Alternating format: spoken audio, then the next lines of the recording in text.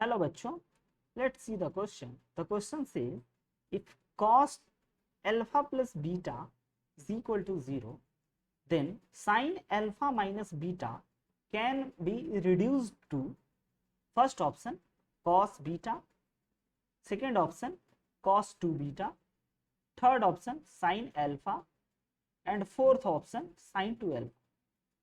तो बच्चों सबसे पहले हम लोग इस क्वेश्चन को सॉल्व करने के लिए जिसकी कॉन्सेप्ट का यूज करने वाले हैं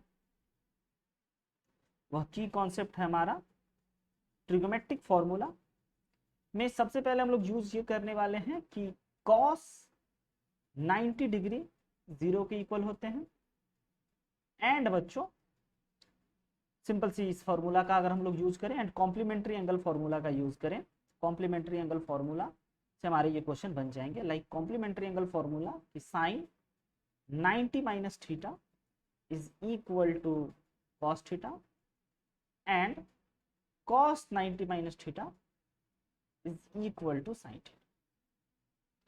तो बच्चों अगर हम लोग क्वेश्चन पे चले तो क्वेश्चन हमारा कह रहा है, गिवन स्टेटमेंट है, गिवन इक्वेशन है cos alpha plus beta is equal to 0, then we have to find the value of sin alpha minus beta in terms of sin alpha या फिर cos beta.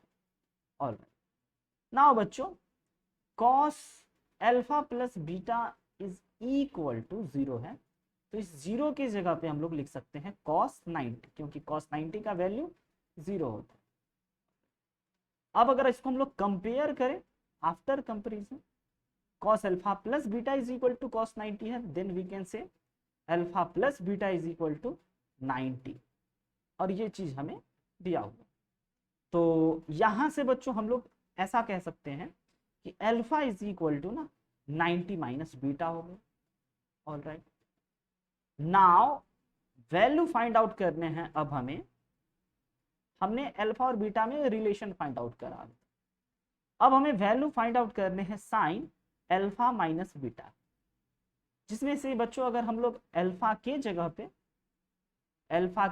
अगर 90 minus beta put करते हैं तो ये हमारा बन जाता है sine 90 minus 2 times of beta and sine 90 minus theta हमारा कॉम्प्लीमेंट्री एंगल फॉर्मूला से ये बन जाएगा हमारा cos 2 times of beta and बच्चों cos 2 टाइम्स ऑफ बीटा हमारा ऑप्शन आ गया। तो the final answer is option number B cos 2 beta.